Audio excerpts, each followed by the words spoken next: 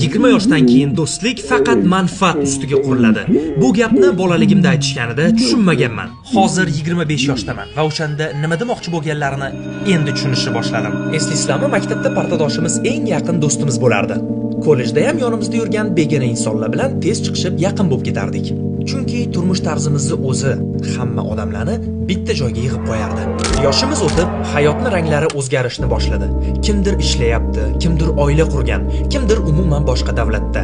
Hammani o'ziga yarasha tashvishi bor. Instagram bizga chegaralarni mustahkam qo'yishni o'rgatdi. Atrofingizga qarang, natijasini ko'rasiz.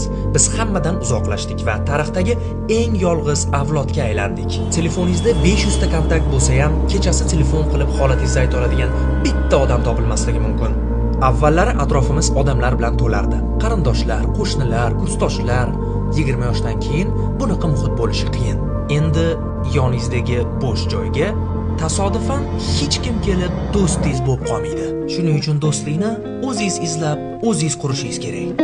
Xo'p, qanday qilib? Birinchidan, o'zingiz yozing, qo'ng'iroq qiling, chaqiring.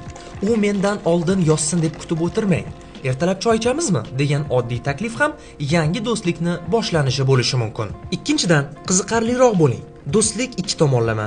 O'zingizni rivojlantiring, kitob o'qing, sport bilan shug'ullaning.